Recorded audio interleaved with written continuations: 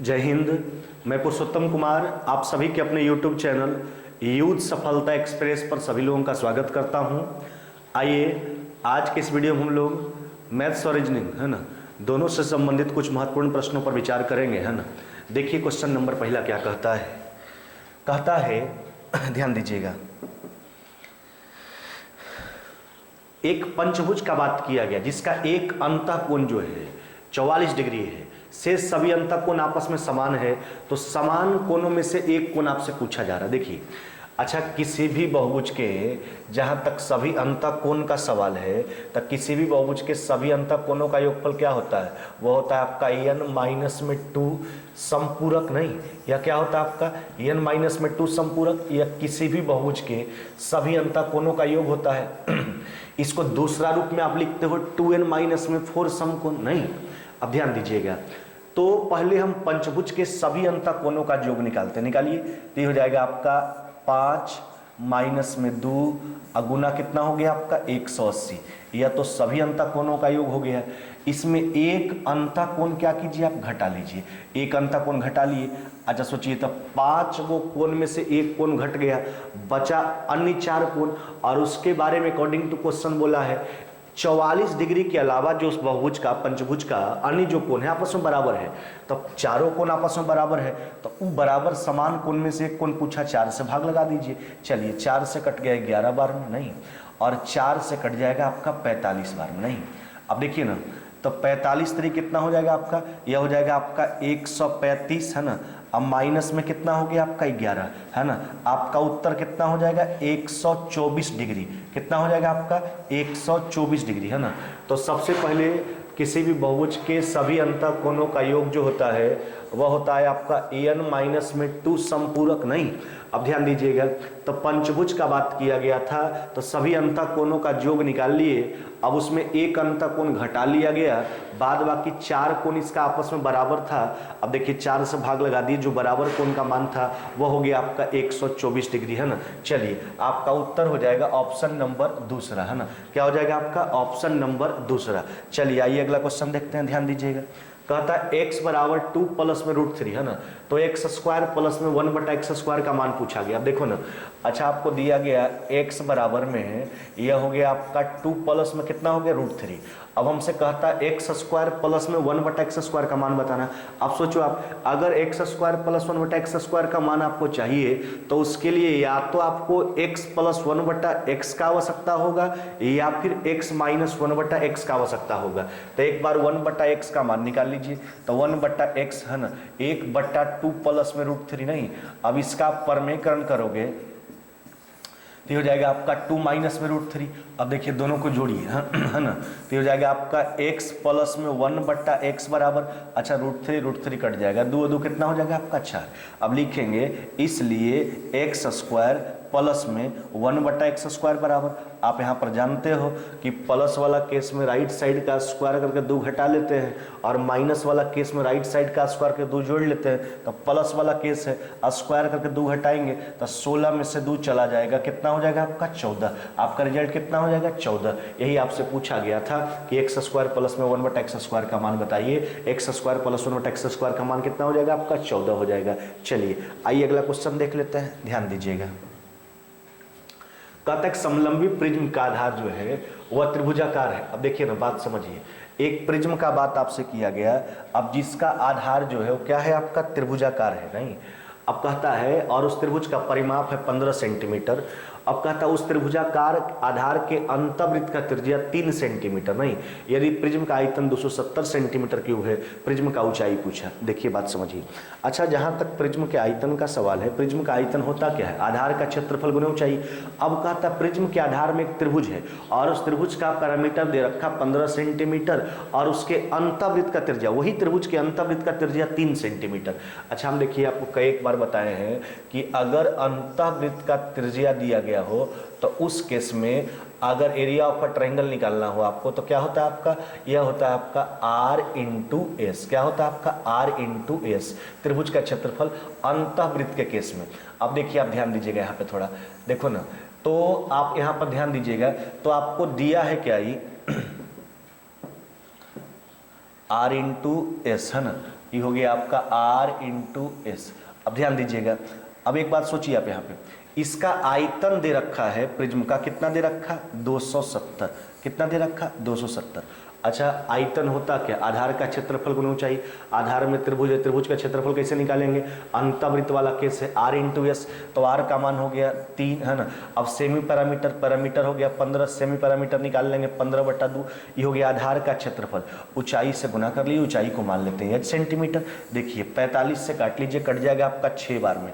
अच्छा 6 गुना 2 कितना हो जाएगा आपका 12, h बराबर हो जाएगा आपका 12 सेंटीमीटर। यही आपसे पूछा गया था कि उस प्रिज्म का जो है ऊंचाई बताइए, है ना। तो उस प्रिज्म का ऊंचाई कितना हो जाएगा, 12 सेंटीमीटर। आपका उत्तर हो जाएगा ऑप्शन नंबर 4। क्या हो जाएगा आपका उत्तर, ऑप्शन नंबर 4। चलिए आइए अगला क्वेश्चन देख लेते हैं। कहता है कि मनी बैग में जो है 1 रुपया, 2 रुपया, 5 रुपया के सिक्के हैं। देखिए ध्यान दीजिएगा, 1 रुपया, 2 रुपया, 5 रुपया, 3 प्रकार का सिक्का है।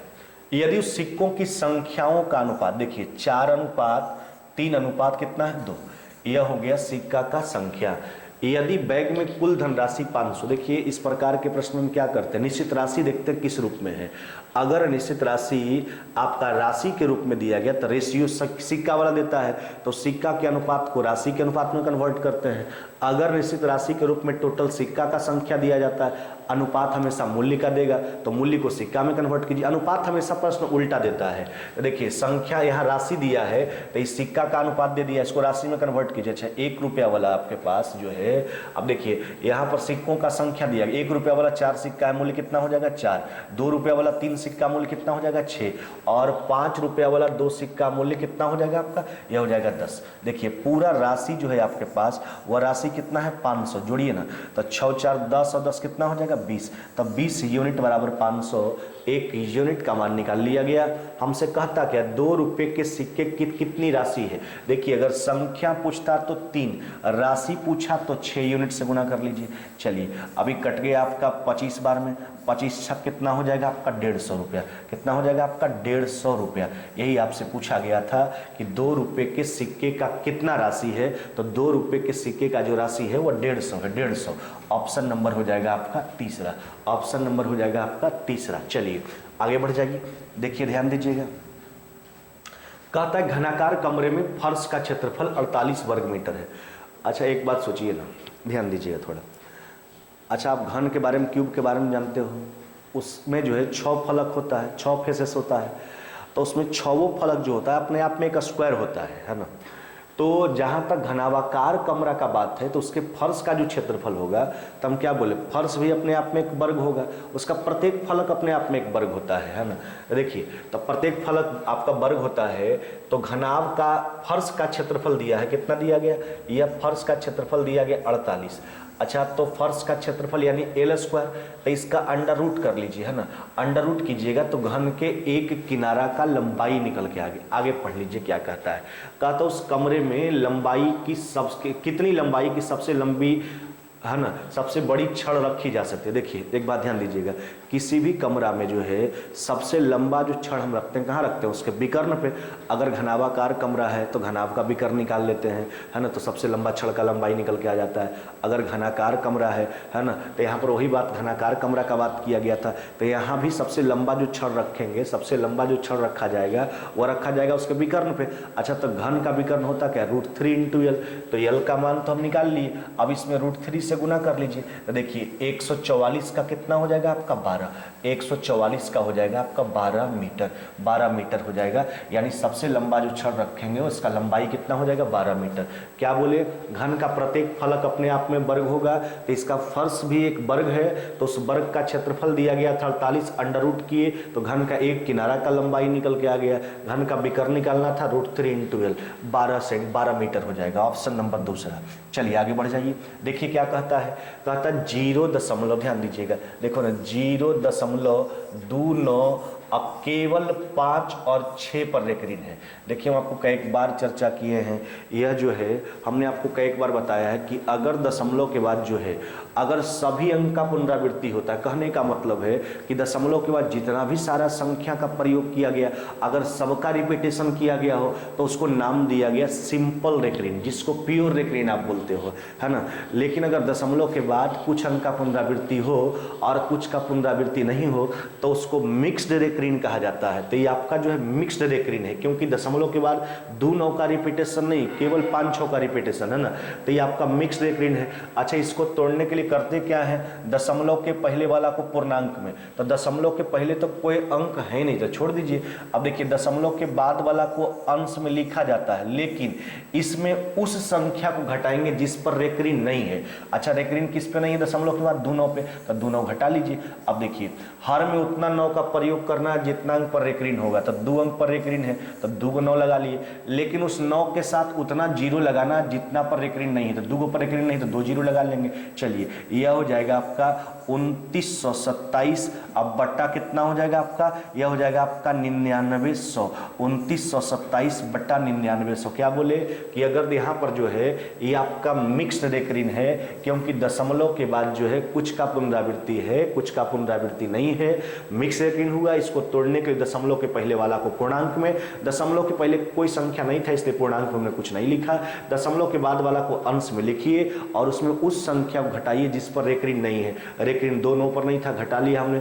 हर में उतना 9 लगाते हैं जितना पर रेक ऋण होता है, 2 अंक पर रेक ऋण था, 2 9 लगा लिया, और उस 9 के साथ उतना जीरो का प्रयोग किया जाता है जितना पर रेक ऋण नहीं होता, 2 अंक पर रेक ऋण नहीं, 2 जीरो लगा लिया, 2927 बट्टा 9900। नहीं, आपका उत्तर हो जाएगा ऑप्शन नंबर दूसरा, ऑप्शन नंबर दूसरा। चलिए आगे बढ़ जाइए, देखिए क्या कहता है। कहता है 100 लीटर दूध और पानी के मिश्रण में 25% क्या है, दूध है। मिश्रण में कितना पानी और मिला दिया जाए जिससे दूध की मात्रा कितना हो जाए, 20%। देखिए हम आपको बार बार बोलते हैं कि इस प्रकार के प्रश्न में आप उस चीज़ को पकड़िए जिसके मान में कोई परिवर्तन नहीं हो रहा है। जैसे यहाँ पर बात किया गया दूध और पानी का, बाद में कहा था कितना पानी और मिला दें, अरे भैया पानी मिला रहे हैं ना, दूध के मान में कोई परिवर्तन नहीं हो रहा है ना, तो इसलिए हम प्रश्न को दूध को लेकर बनाएंगे। देखिए तो 100 लीटर के मिश्रण में, ध्यान दीजिएगा, 100 लीटर के मिश्रण में दूध कितना हो गया आपका, 25%। नहीं, अब कहता कितना पानी और मिला दिया जाए। मान लेते हैं कि 1 लीटर पानी और मिला रहे हैं। अच्छा सोचिए, पानी मिलाइए चाहे दूध मिलाइए, अगर उसका मात्रा बढ़ेगा तो मिश्रण का मात्रा बढ़वे करेगा ना। तो उसी प्रकार का बात है, कितना पानी और मिला दिया, मान लेते हैं 1 लीटर पानी और मिला रहे हैं, तो 1 लीटर पानी मिलाएगा तो पानी का तो मात्रा बढ़ेगा, मिश्रण का भी मात्रा बढ़ेगा 1 लीटर। अब नया वाला मिश्रण में जो है दूध का प्रतिशत मान कितना हो गया आपका, 20। देखिए तो ये दूध का पहले वाला मात्रा और ये दूध का बाद वाला मात्रा दोनों आपस में बराबर होगा, क्योंकि दूध के मान में कोई तरह का परिवर्तन नहीं हुआ है।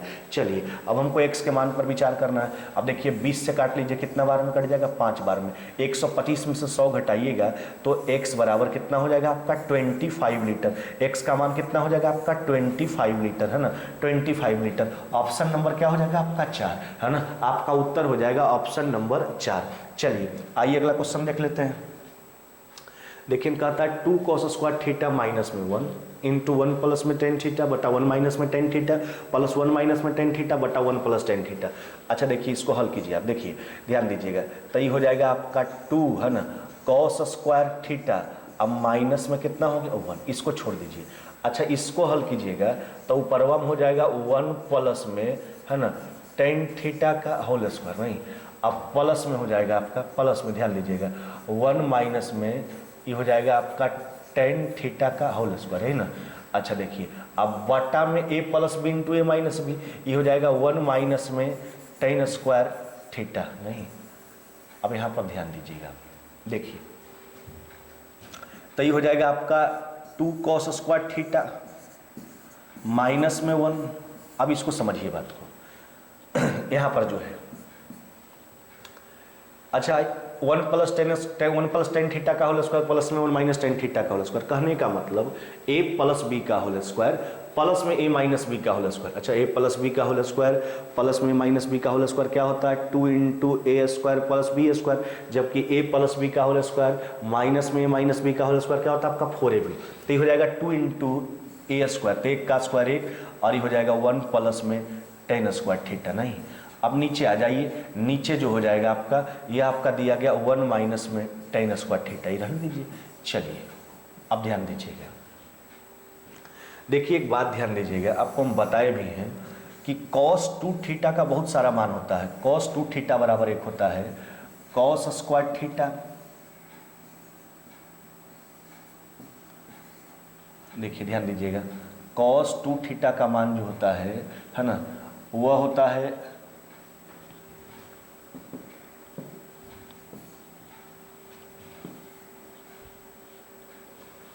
देखिए cos 2 थीटा का सारा मान ध्यान रखना है। cos 2 थीटा का मान होता है एक cos स्क्वायर थीटा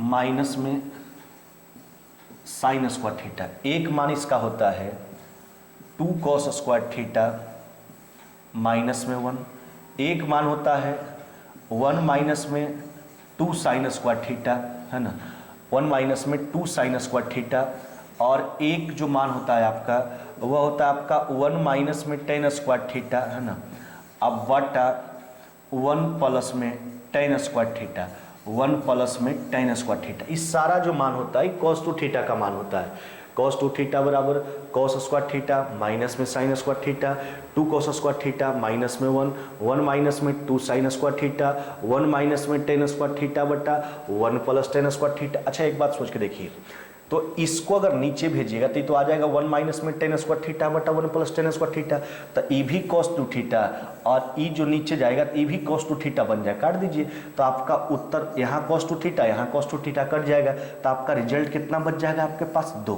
कितना रिजल्ट बचेगा आपका 2, है ना। आपका उत्तर हो जाएगा ऑप्शन नंबर कितना हो जाएगा आपका 4, है ना। आपका उत्तर क्या हो जाएगा ऑप्शन नंबर 4। चलिए आइए अगला क्वेश्चन देख लेते हैं। कहता है एक सिस्टर्न यानी एक टंकी को नल से भरने में आमतौर पर 10 घंटा लगता है, लेकिन रिसाव होने के कारण, एक छिद्र होने के कारण उसे भरने में 2 घंटा ज़्यादा लग गया। भरा हुआ सिस्टर्न यानी भरा हुआ टंकी रिसाव के कारण कितना देर में खाली हो जाएगा। कहने का मतलब है कि छिद्र जो है भरी टंकी को कितना देर में खाली कर देगा। देखिए अब जहाँ तक एक नल का सवाल है, नल को ए मान लेते हैं। अब देखिए ई जो है 10 घंटा में इसको भर सकता था, लेकिन अगर रिसाव एक छिद्र है इसके कारण इसको 2 घंटा ज्यादा लग गया। कितना लग गया आपको 12 घंटा। कब, जब छिद्र इसके साथ काम किया तब। देखिए ना, तो टंकी का पूरा कैपेसिटी मान लीजिए कितना 60 यूनिट का मान लेते हैं। 10 घंटा में 60 घंटा में कितना भरेगा 6, 12 घंटा में 60 घंटा में कितना भरेगा 5। अब हमसे कहता रिसाव टंकी को कितना देर में खाली करेगा।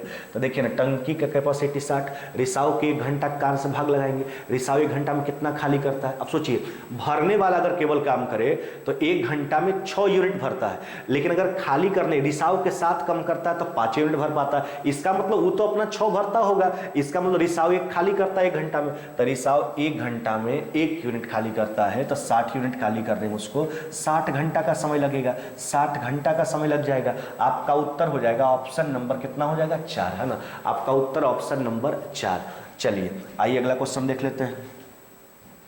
कहता है 24 छात्र का औसत आयु कितना है 12 वर्ष।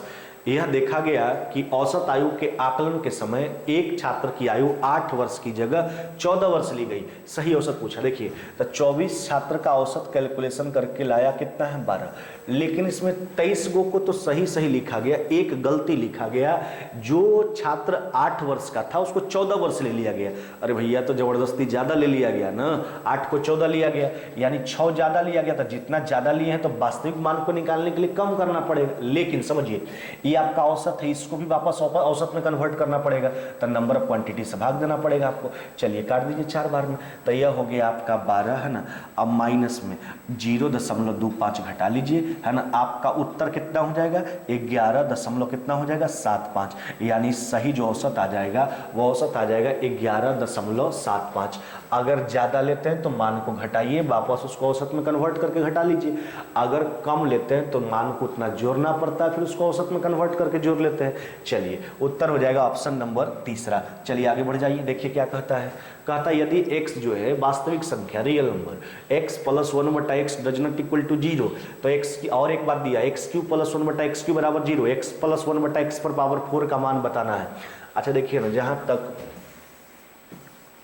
x³ + 1/x³ का सवाल है, अच्छा इसका मान होता क्या है x + 1/x का होल क्यूब, है ना। अब प्लस है तो -3 × x + 1/x नहीं।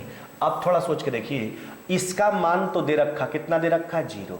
अच्छा इसका मान 0 अगर रखिएगा तो इसको इधर भेज दीजिए, तो लिख सकते हैं ना x + 1/x का होल क्यूब, है ना, बराबर में क्या लिखेंगे 3 × x + 1/x, क्योंकि इसका मान तो 0 हो गया। इसको इधर भेज दीजिए, देखिए x + 1/x एगो काट दीजिए, तो ये पावर जो 3 है पावर किस में कन्वर्ट हो जाएगा 2 में। तो कहने का मतलब x + 1/x का होल स्क्वायर का मान आ गया 3। आपसे पावर 4 पूछा तो लिखेंगे इसलिए x + 1/x पर पावर 4 बराबर, तो स्क्वायर तो पहले से था, पावर 4 जाना है, तो एक बार वर्ग करेंगे तो हो जाएगा आपका 3 का स्क्वायर। आपका उत्तर कितना हो जाना चाहिए 9। आपका उत्तर कितना हो जाएगा 9, है ना। आपका रिजल्ट जो हो जाएगा 9। ऑप्शन नंबर हो जाएगा आपका दूसरा। चलिए आगे बढ़ जाइए, देखिए क्या कहता है। कहता है n के किसी भी पूर्णांक मान के लिए, ध्यान दीजिएगा, कहता है 3 पर पावर 2n, है ना, अब प्लस में 9n, अब प्लस में 5 को अगर 3 से भाग दिया जाए तो रिमाइंडर पूछा। अगर कहता है n जो है वो किसी पूर्णांक मान के लिए, n जो इंटीजर नंबर है, अब कहता है इस संख्या को अगर 3 से भाग दे तो क्या रिमाइंडर बचे। देखिए अगर 3 से भाग लगाइएगा तो 3 तो अपना पावर को काटिए ना देगा। अच्छा इसमें 9 है तो 3 का, देखिए यहाँ पर 9 जो है 3 का गुणज है, तो यहाँ भी कट जाएगा इस संख्या, है ना। अब बचा 5 में 3 से भाग लगाओगे, रिमाइंडर कितना बच जाएगा आपका 2। तो यही आपका उत्तर हो जाएगा। रिमाइंडर आपसे पूछा गया था, रिमाइंडर हो जाएगा 2। आपका उत्तर हो जाएगा ऑप्शन नंबर दूसरा। नहीं देखिए 3 तो अपना पावर को काटवे करेगा, यहाँ जो है 9 गुणज है तो 3 से 9 कटवे करेगा, इस प्रकार का संख्या भी कटेगा। बचा 5 में 3 से भाग लगाएगा, रिमाइंडर मिल जाएगा 2। ऑप्शन नंबर दूसरा। चलिए आगे बढ़ जाइए, देखिए क्या कहता है। कहता है 5 मिलीमीटर व्यास वाली एक बेलनाकार नालिका से जल 10 मीटर प्रति मिनट की गति से प्रवाहित होती है। तदनुसार उसे एक शंक्वाकार बर्तन को भरने में कितना समय लगेगा, जिसके आधार का व्यास 30 सेंटीमीटर, ऊंचाई 24 सेंटीमीटर। देखिए बात समझिए, 1 सेंटीमीटर बराबर जो होता है वह क्या होता है आपका 10 मिलीमीटर, नहीं 10 मिलीमीटर। अब ध्यान दीजिएगा,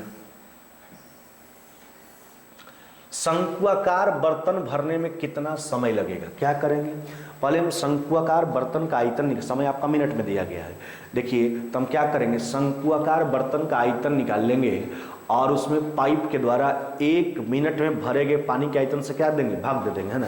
देखिए अगर जवाब मेरा घंटा में होता तो बर्तन का आयतन बटा पाइप के द्वारा 1 घंटा में भरे गए पानी का आयतन। जवाब अगर ऑप्शन आपका सेकंड में होता तो टंकी का आयतन बटा पाइप के द्वारा भरे गए 1 सेकंड में पानी का आयतन। चलिए टंकी का आयतन निकालिए, शंक्वाकार है, ये हो जाएगा 1/3, है ना, पाई r²h। समझिएगा बात को, r²h। तो शंक्वाकार बर्तन का आधार का व्यास 30, तो त्रिज्या कितना हो जाएगा 15। 15 गुना कितना हो जाएगा, इसका ऊंचाई कितना दिया गया 24। चलिए अब देखिए, अब हम निकाल लेंगे पाइप का आयतन। पाइप तो बेलनाकार है तो यह हो जाएगा पाई r²। अब समझिए बात को, r का जहां तक ख्याल है 5 मिलीमीटर व्यास है तो त्रिज्या तो उसका आधा हो जाएगा 5/2 मिलीमीटर। लेकिन उसको सब सेंटीमीटर में आप ले रहे हो, तब मिलीमीटर को सेंटीमीटर में कन्वर्ट करना, 10 से भाग देना पड़ेगा। तो 10 से भाग दीजिए, 5/2 को 10 से भाग दीजिए, कितना हो जाएगा 5/20। तो ये हो जाएगा आपका 5/20 और फिर ये हो जाएगा आपका 5/20 पाई r²h। अब जहाँ तक AH का सवाल है, अब ध्यान दीजिएगा, जहाँ तक आपके AH का सवाल है ना, तो AH जो हो जाए, AH को समझना। देखिए क्या कहता है, कहता 10 मीटर प्रति मिनट। कहने का मतलब है 1 मिनट में पाइप के 10 मीटर की लंबाई का पानी जो है टंकी में गिरता है। तो 10 मीटर, है ना, ऊंचाई का काम करेगा 10 मीटर। इसको सेंटीमीटर में लाइए तो 100 से गुना कर लीजिए। तो हमने क्या किया, टंकी का आयतन बटा पाइप के द्वारा 1 मिनट में भरे गए पानी का आयतन। नहीं, अब देखिए पाई से पाई काट लीजिए, 5 × 15 वो काट के हटा दीजिए, है ना। अब देखिए ना तो यहाँ से अब देख लीजिए आप, 100 से काट लेते हैं सीधा, 400 हो गया ना आपका 4 बार में। नहीं, अब देखिए आगे 5 से 3 बार में काट लीजिए, है ना। अब देख लीजिए यह हो जाएगा आपका 5 और ये कितना हो गया आपका 2, अब नहीं कटने वाला। अब देखिए ना, तब 72 दूना कितना हो गया आपका 144 बटा कितना हो गया आपका 5, 144/5। कहने का मतलब 28.4/5 मिनट। अब देखिए इसको क्या लिख सकते हो आप, 28 मिनट और 4/5 मिनट को सेकंड में कन्वर्ट करके देखिए, तो 4/5 गुना 60, तो 12 चौके 48। तो आपका उत्तर जो होगा वह होगा 28 मिनट, है ना, और कितना हो जाएगा 48 second, 28 minute 48 second. Option A, है ना, क्या हो जाएगा आपका ऑप्शन नंबर ए, है ना। चलिए आइए अगला क्वेश्चन देख लेते हैं। देखिए क्या कहता है अगला क्वेश्चन, कहता पूर्ण वर्ग बनाने के लिए 1728 में जोड़े जाने वाली अनिवार्य न्यूनतम संख्या। देखिए हमको कई बार बताए हैं 1728 में छोटा से छोटा कौन सा संख्या जोड़े ताकि परफेक्ट स्क्वायर नंबर बन जाए। जैसे आप वर्गमूल निकालते हो दाहिने तरफ से पेड़ लगा के हल कीजिए इसको। अच्छा कितना बार में लगेगा, 4 बार में, तो 4 चौके कितना हो गया आपका 16, नहीं। अब देखिए 4 और 4 कितना हो गया आपका 8, है ना, तो ये हो गया आपका 128। अच्छा कितना बार में लगेगा, 1 बार में लग रहा है। लेकिन हम बताए हैं आपको अगर कहता क्या घटाएं तो जैसे लगता वैसे ही लगा दिया जाता है, जो रिमाइंडर प्राप्त होता है वही घटाते हैं तो परफेक्ट स्क्वायर नंबर मिल जाता है। लेकिन अभी बोला क्या जोड़े, तो क्या जोड़े ऐसा स्थिति में क्या करना है आपको, लास्ट में आप जितना बार में लगा रहे, लिखिए लास्ट में 1 बार में लग रहा है तो साइड में आप इसको 1 बढ़ा के लगा दीजिए, है ना। अब देखिए लगा दीजिए तो ये हो जाएगा आपका 164। अब इसमें ऊपर वाले मान को घटा लीजिए, यह हो गया आपका 128, है ना, तो आपका रिजल्ट हो जाएगा 36। कितना हो जाएगा आपका 36, यही आपसे पूछा गया था, आपका उत्तर हो जाएगा 36। क्या बोले आप जैसे वर्गमूल निकालते निकालिए, अगर प्रश्न कहता क्या घटाएं तो जैसे 1 बार में लग रहा था लगाते, जो रिमाइंडर बचता वही घटाते तो परफेक्ट स्क्वायर नंबर मिल जाता। लेकिन हमसे बोला क्या जोड़े, तो लास्ट में 1 बार में लग रहा है तो जितना बार में लगे उससे एक ज्यादा लगा लीजिए और इस मान को घटा लीजिए, जो मान का प्राप्ति होता है समझिए वो जोड़ेंगे तो एक परफेक्ट स्क्वायर नंबर मिल जाएगा। अभी बोला क्या जोड़े, तो जोड़े 36। अगर कहता संख्या बताइए इसके आसपास का, है ना, जो जोड़ने पर एक पर संख्या निकालने के लिए 36 जोड़ के उत्तर देते। चलिए आपका उत्तर हो जाएगा 36, ऑप्शन नंबर ए। चलिए आगे बढ़ जाइए। देखिए क्या कहता है, कहता है एक्स वाई जेड जो 3 धनराशियां इस प्रकार की है कि एक ही अवधि के लिए एक जैसा साधारण ब्याज दर पर वाई जो है एक्स के ब्याज के बराबर है और जेड जो है वाई के ब्याज के बराबर। देखिए तो कहता है दोनों स्थिति में रेट और टाइम इक्वल है।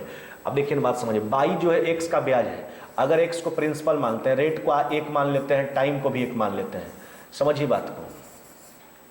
तो कहता बाई जो है एक्स का ब्याज है, बाई एक्स का ब्याज है, इक्वेशन नंबर कितना हो गया आपका फर्स्ट। आगे देखिए जेड बाई का ब्याज है तो वही रेट वही टाइम, है ना। चलिए और जेड जो है बाई का ब्याज है, ये हो गया आपका जेड, इक्वेशन नंबर कितना हो जाएगा आपका सेकंड। अब देखिए ना पहला वाला इक्वेशन में आप दूसरा वाला से भाग लगाइए।